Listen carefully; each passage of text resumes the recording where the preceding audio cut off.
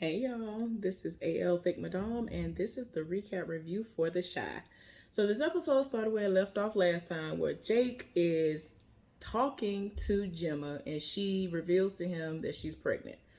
And so now they're like in his bedroom or in her bedroom, and he like, okay, so what we gonna do? She was like, I'm gonna take care of it. And y'all know what take care of it means for her in this moment. It means abortion. The fact that all of this stuff is going on in the world right now surrounding abortions and how they don't want us to be able to control our own bodies, it's a lot. So anyway, yeah. So, he feels like I should be able to have a say too, even though it's your body. And you know what I'm saying? I'll do what I need to do to take care of both of y'all. She like, I don't want you to take care of us. Da da da da da. So at this point, he feels some type of way. He like, why you don't want me to be your baby daddy? Why you don't want to have a baby by me? I was like, oh my gosh.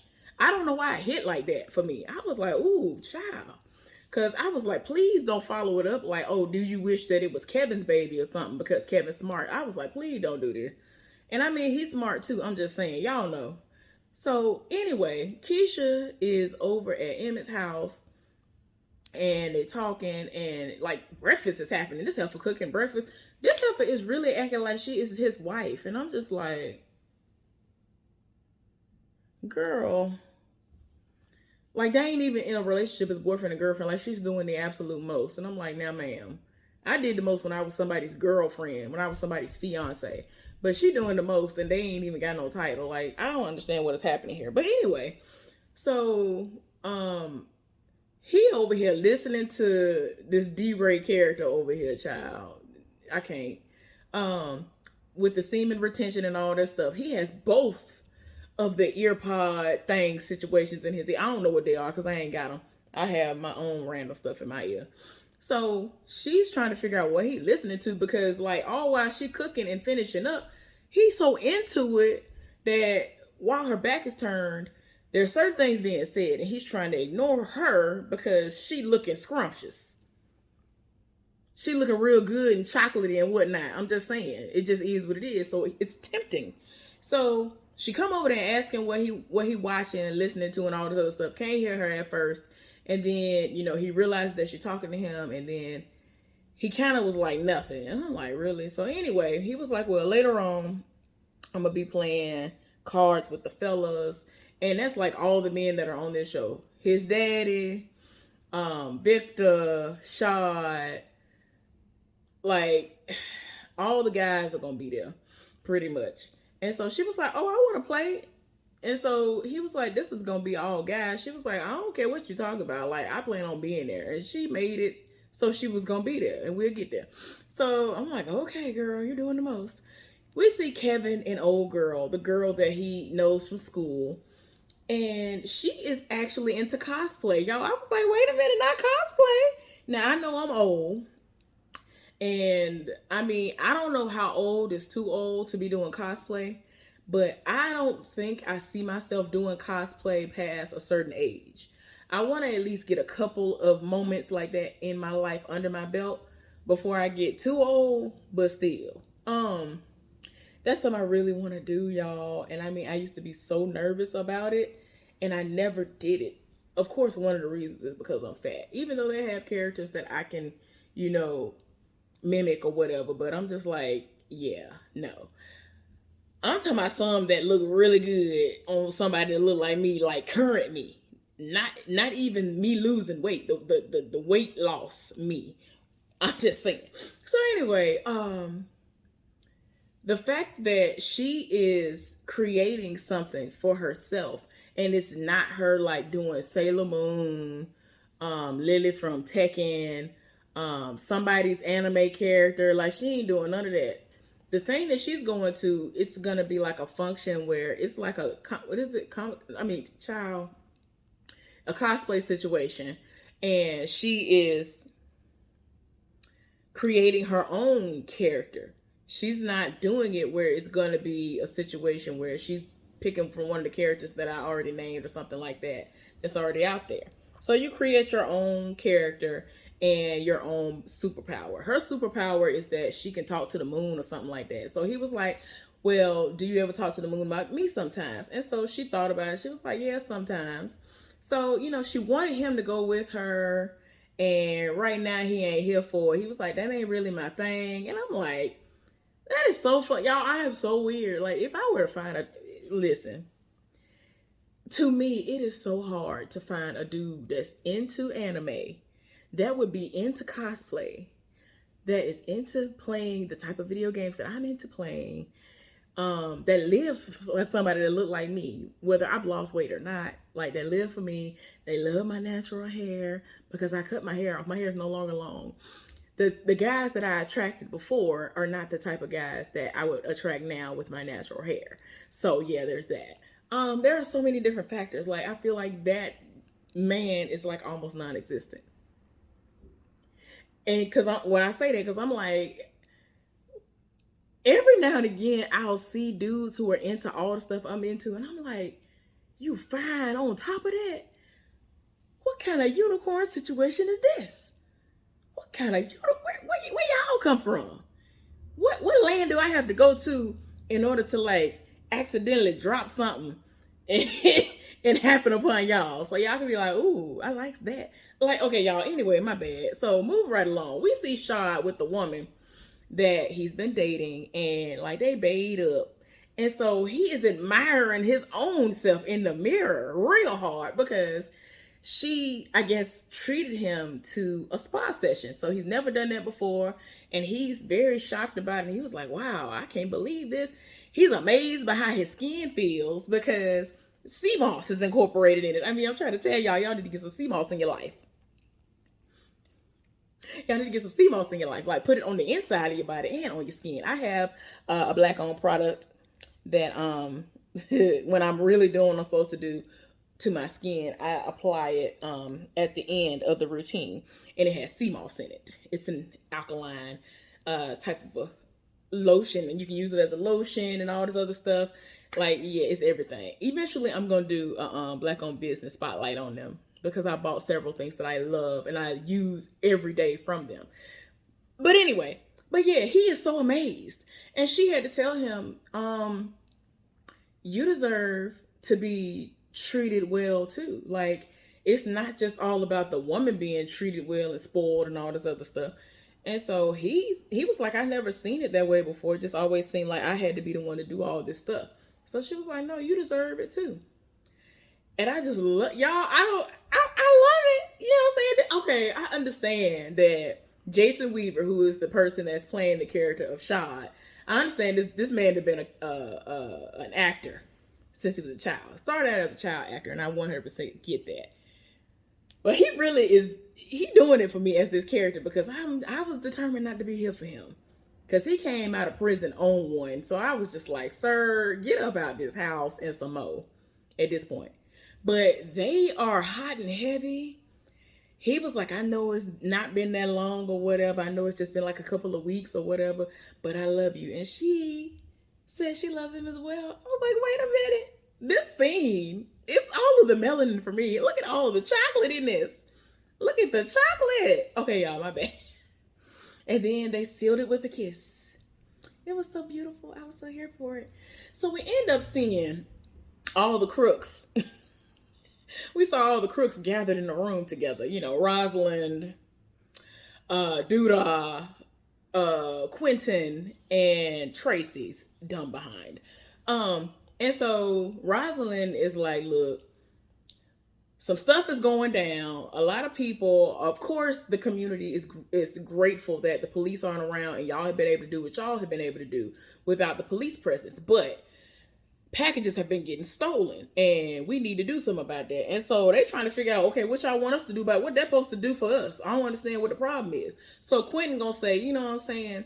I'm not really mad about the police presence like that, because a lot of my friends are police. I ain't really got no issues with them like that, but I'm just saying. And I'm just like, child, don't nobody have time. Anyway, they're trying to figure out what they need to do. And I just can't with Quentin. Quentin irks my soul. And so, at this point, Rosalind's like, do what y'all gotta do on y'all own, but keep the cops at bay, because the community is living for them. She's trying to get this money up. Like, don't nobody have time for no interferences. Like, you need to do what you need to do so that the people can still have their trust in y'all. So then they have a little scene going on where Fatima and Victor are like at the Rock, and she came over because she has some, journalism type work to do or whatever. And so she was like, oh, okay, admiring what he looked like, because he got up and decided that he was gonna put on some good smelling cologne and look like the person that he is gonna try to run and be, and dressed up and dressed the part. And so she was like, look, I came by to cover something or whatever, you know what I'm saying? And so you could tell that the chemistry is very much so there.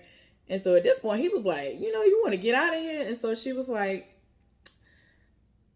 yeah, I do, but I can't. Like, maybe later, because I got to cover this.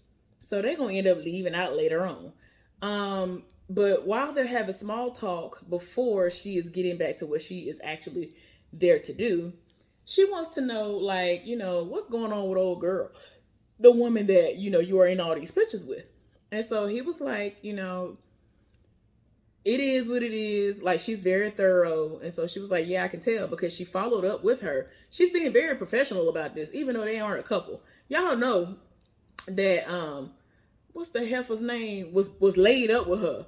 Because I had looked, and somebody said it in the comment section too. They said something about it, and they were like, that was her. And I think I asked y'all, was it her or not? But she was sleeping. And so I was like, wait a minute. And I kept going back to it, like, dang, that looked just like that heifer that they got playing Doodah's niece, the play niece. And I think it really is her. So anyway, they ain't together like that. So we'll get into that later on. But she was just impressed with the fact that she's thorough and all of that. So we end up seeing Kevin and Jacob. And Jacob went over and talked to him. And I was like, look at you. You being somewhat of a man about it, because he's a child. He came to him and he was like, look, Gemma pregnant. And so he was like, dang, that's a lot. And so, of course, he wanted to know what she was going to do or what they were going to do. And he could tell what the situation was. And so he was like, look, she got to do what's best for her. And at first he kind of felt slighted. Like, are you jealous? I was like, no, you didn't. No, you didn't say that to Kevin. Like, don't do this. After all that y'all went through to finally become friends again, why would he all of a sudden be jealous that y'all have a baby on the way? Like, stop. So anyway, he was like, look, if you want this baby, you're going to have to help her to understand that you want the baby. You got to do what you got to do and tell her that. So anyway, he was trying to figure out what in the world he got on, because now he has decided that he is going to accompany old girl to the situation that deals with the cosplay. So he had on a makeshift ski mask over his skull, and like something, you could just tell he threw it together. But he didn't know what to really do. So he tried to explain to him what it was he had going on. And so he was like, let me help you out. He actually got a track suit that had joggers and stuff. And Jacob really set it off. Like, he made a nice situation for him. He was like, this is so dope. So in my mind, I feel like eventually this is going to be a way for him to kind of stay on the straight and narrow. This might be some foreshadowing. You think this is going to be a situation that's going to lead to him having his own Black-owned business, of him doing something like that, where he's creating these nice little colorful pieces for people to wear, but all of them will be unique. I feel like that's something that they could incorporate. Will they do it? I don't know. So anyway, we end up seeing Gemma and Maisha.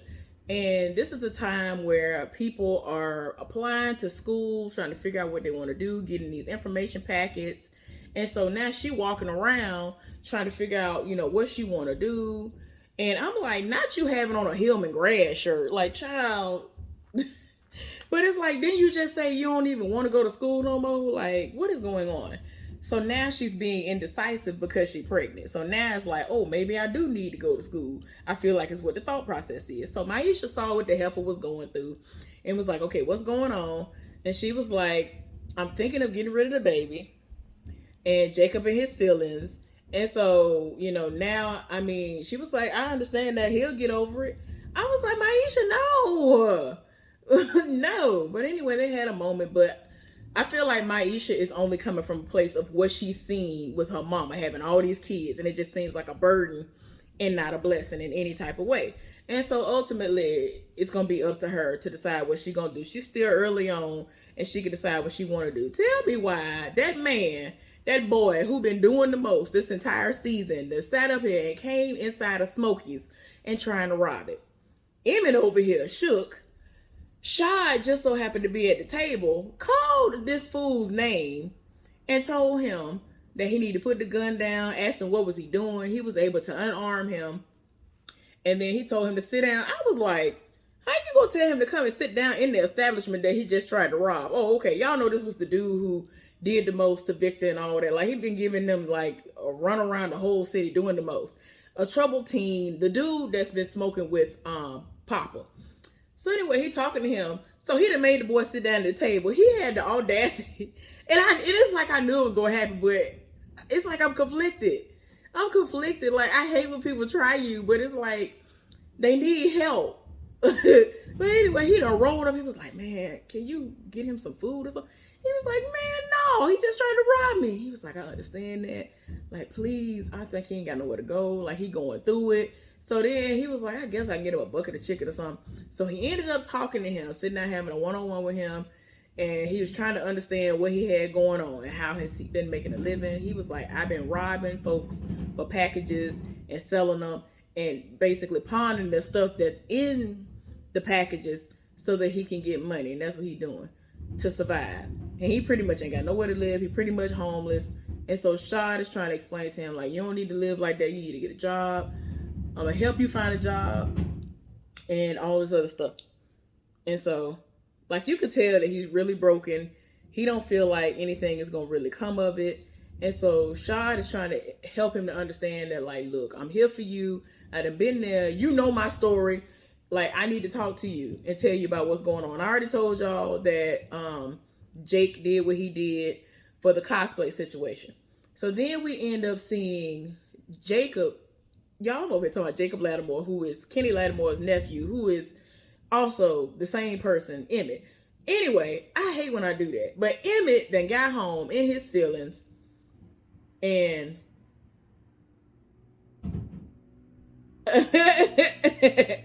I don't know why I didn't see that part, but that was hilarious. But he done came home, Keisha there. Like I told y'all, Keisha doing the most. I'm just like, ma'am, at this point, I hope that room and board is free. Cause you show at his house every day, all day. Like, what is going on here? You ain't cracking a book open. Please don't be done for a man and you ain't over here getting your lesson. You just sat up here, did all this to get into school, and now you doing everything but in a book. Girl, bye. So anyway, I don't even see Lil Ronnie. Where Lil Ronnie at? I ain't heard no cry, nothing. He ain't crying. I ain't seen her change a diaper this episode. Please don't turn it to the side, heifer. So anyway, he done came home. Of course, he's still distraught because he was about to get robbed at gunpoint. He hugged her, embraced her. The look on his face, you could tell he was still shook about it. And so, he had brought home some Smokies. And so she was like, don't you ever get tired of that? And he was like, no, it's free.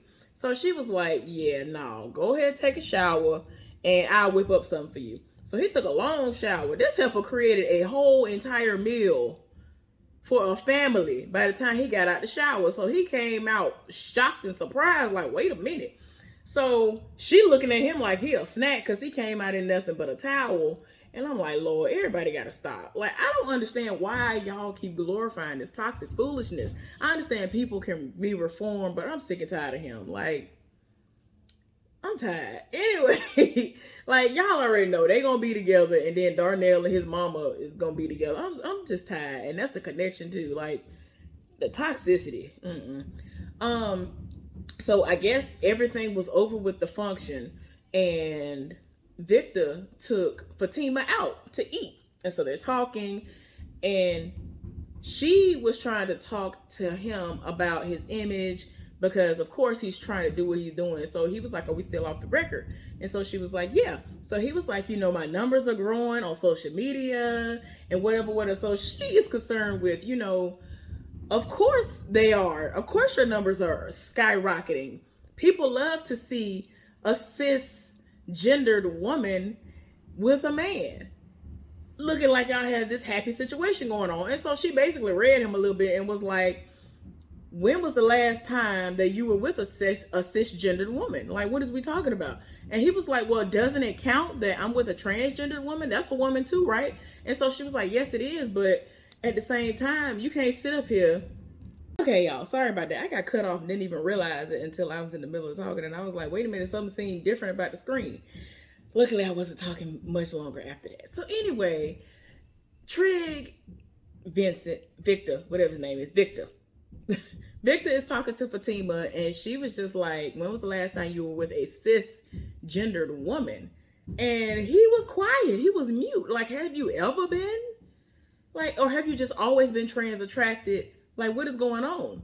Because, you know, with some people, they be in the street all the time, and then y'all already know his background. Like, he ain't been, you know, squeaky clean. You know, he done been on the inside. So, ain't no telling what's been going on. So anyway, he might have just been here for trans women to begin with. Ain't no telling.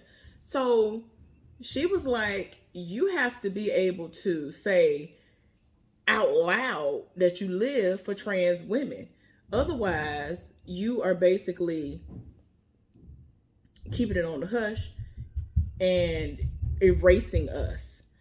And he was like, I can definitely feel that. I see what you mean. I feel you and all of that. So they ended up being somewhat of a beautiful moment. Well, then, meanwhile, on the other side of town, we see Doodah and Quentin rolling up. They done figured out where the hideout, if you will, is of the people who have been stealing packages, and or they have some kind of affiliation to that boy.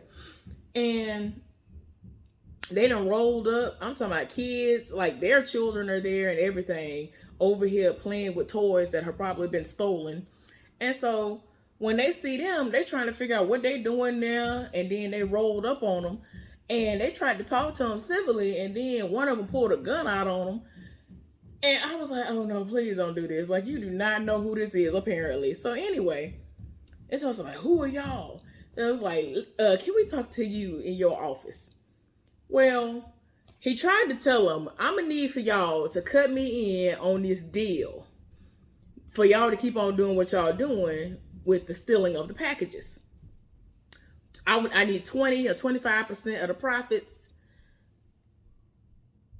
And so, since Quentin is the one making these demands, instead of telling these folks stop stealing altogether, Doodah came in behind him and was like, on top of that, y'all got to make a regular donation to the Rock Foundation.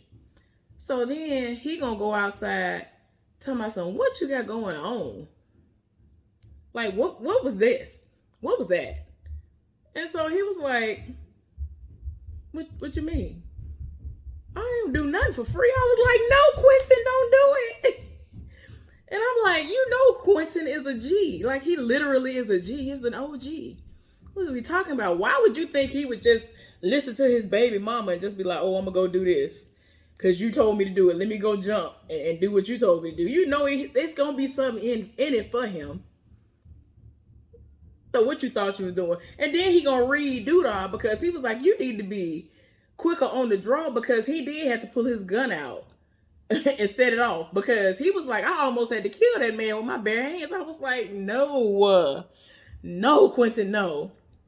So anyway, until a conversation has been had with Victor, whatever his name, I always want to say Victor, Shad told that little boy that he can sleep on their couch.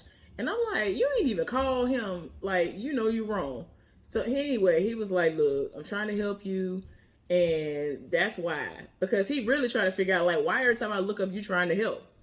So he's sitting down with him, talking to him, having a conversation. He was like, look, I got a story to tell. I done been through a lot. Like, I need you to understand that.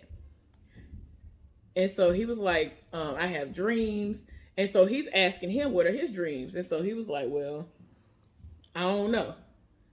I guess I gotta think about it, and then you're gonna have to tell me what your dreams are. So I'm like, okay, at least he's being responsive to him. I don't feel like he's telling Shad what he want to hear because he wants somewhere to stay. So anyway, the little date or whatever Victor was having with Fatima is coming to a close, and you know, of course he took her out. They talking, they in the truck. smoking weed. I'm like, oh my gosh, y'all are doing a lot. And so she basically was talking to him and was like, look, I'm not trying to be a secret. And your situation is a secret. And like I said before, everybody either knew what Imani's tea was, or somebody found out, or they did know, and they're going to try to use it against him since he's trying to elevate, because that's what people do. They try to find dirt on you to mess your name up and sully your name. So she was like, either you're going to have to come out with what you feel about Imani and slash the trans community and all of that. Like, you need to speak on it. Because if you don't, somebody going to use it against you. So they had them a little moment and kissed. I was like, wait a minute now, y'all done went woof. So, he has escorted her out the car and all of that. And I'm like, okay. So then Shad at the house, and so he was like, oh, you in a good mood. And so, like, you could tell, like, he was, like, on cloud 9 coming from that date with Fatima. So he was like, man, what you want? Because he already know him. Like, that's how far back they go. He can already tell you trying to butter me up for something. So he was like, can I let this person stay here? He gonna be staying on the couch. And he was like, how you gonna sit up here and say that this person can stay here? You ain't paying rent over here to even be here yourself. Like, how you gonna sit up here and add to the head count? I was like, you know what? You're right. Because I was really looking at him like, how you gonna, you didn't text this man. You didn't even call him to give a heads up. Like, you didn't say nothing. But you gonna invite people to the house saying that they gonna stay. Anyway, eventually he agreed to it. And I'm just like, I mean, you better be glad he is who he is. So anyway, like Keisha said she was gonna do, she invited herself to the card game and she came. And so at first, they were kind of reluctant, but they were like, look, we ain't going to take it easy on you. She was like, and I don't expect y'all to. So they enjoying the game. They enjoying the food she done made. She made some kind of cheese dip. Everybody lived for it. She's fitting in quite well with the fellas, enjoying herself, her night out or whatever. Like, I want to know where Lil Ronnie at. But anyway, they talking. And of course, this is a guy's night. So this hell for them. So they talking about sex. And so she was like, why y'all always got to talk about sex? Y'all ain't got to lead with sex. Y'all can do more than that. And so Darnell being nasty. Darnell being nasty. Talking about, it's not all about the penis. The mouth can show some things happening too. Can express how you feel. And so she was like, you could just actually communicate those things. And I was like, ma'am, two things can exist at the same time. Let me stop. Y'all know I have issues. So anyway, Doodah has reported back to Tracy. And so now, of course, she in her feelings because at this point, you're promising them that all of this stealing is going to stop. And so she like, what are you even talking about? Like, don't nobody have time for y'all to be making no deals. Like, you supposed to stop this foolishness. Like, this is crazy. You're messing up the legacy. And so it was just like, look, at some point, maybe, they can go back out there and do what they need to do. And so she feels some type of way because she like, I trusted you. Like, you used to be a beacon of hope. I was like, girl, stop. I can't. Like, she really put her hopes and dreams into Doodah of all people. Like, she really pulled out the government name on him. She said Otis. I had completely forgot that man's name was Otis Perry. I had completely forgot until she said Otis. I said, not Otis. You done went off. You trying to let him know you mean business by calling him by his government name. But anyway, and so like he trying to let her know that he lived for her and he doing the best he can. And he can only push the money man, who is Quentin, who is, again, her baby daddy, but so far. But she was just like, I done been through a whole lot of stuff. I don't want this to go down in flames. You know what? You were a beacon of hope. You were a beacon of light. I was like, girl, bye. Y'all, I really was laughing. I know I'm wrong. But she in her feelings, he trying to stop her. She ain't trying to hear nothing he got to say. I'm just like, child, Doodah is trash. Like, yeah. I understand Doodah is a nice looking man. He's a nice looking chocolate man, but you got to calm down. He ain't everything. You know what I'm saying? I understand that it's like, ooh, he black. And he seemed like he is here for the community. He's creating these jobs when he had that pizza place and all that stuff. I understand. But all of that was a front. It was all an effort to, of course, make him look good. Make him look better than what he really is. Girl, I don't understand why you ain't catch on to that by now. You slow. Anyway, girl, Girl, I can't. So anyway, old boy is over at the house. I'm like, you're doing too much for me. This boy at the house smoking weed and invited Papa over there. And so Papa was like, well, does Jake know that you living here yet? He was like, no. He was like, ooh, I want to see that. And I'm like, Papa, I'm going to need for you not to have this beef. Because I thought the beef was squashed. You're trying to make it seem like you're sorry for the things that you said. But every time I look up, you got this beef that you want to continue to create and keep on going, keep the mess flowing when it comes to you and Jacob. So he was like, yeah, I want to see his face. So they over there smoking weed. And I'm just like, for you to be up in somebody's house, you ain't even been there 24 hours and now you disrespecting the house. And I mean, I'm pretty sure they smoke weed and stuff up in there too. But I'm like, I don't feel like he asked permission. He doing the most. Then Papa over there. Both of them are minors. Like, it got to stop. So anyway, they having a really good time over there at the house. And Keisha and Emmett ended up winning the card game, and you can see that Victor is seeing what's going on. Shad is seeing what's going on. His daddy is drunk off the brown liquor, so he just mad that he didn't win. And so they standing up and doing the most, and I'm like, and he was like, they was just like, oh, I see something going on here, and I'm like, yeah, we all see what's going on here. They need to not be together. But anyway, Kevin then went to the function that the girl wanted to go to, dealing with cosplay. Everybody looks awesome to me because I'm into cosplay. So they went, and I see somebody dressed up like Sailor Moon. I knew somebody was going to be dressed up like Sailor Moon. I knew it. But he showed up. She didn't know about the uniform, the outfit that he was going to wear. She was like, it's a little casual, but I was like, okay. So they end up announcing who won like the best uniform, the best costume, and it was some other girl. So then they were going to leave. Kevin whispered something in her ear, and they were walking off. And then they were like the best dressed couple or something. And they named them. And I was like, okay then. So anyway, it ended up being a nice moment. So I'm like, oh, because you could tell she really did she put some good work in. I don't know if she knows how to sew or what, because like I was sewing. I was self-taught. I used to see my mama doing stuff. I used to do stuff on my hand, sewing on my hand. I used to use my mama's sewing machine. I used to sneak and use her sewing machine even before I started taking sewing classes for extra credit, extracurricular, random stuff that I didn't need. I knew I was going to get an A because I already knew how to sew when I was in school. So I always was into sewing, which I do need to get back into because I got some stuff I need to hem, all kinds of stuff. So yeah. So yeah, it was really cute.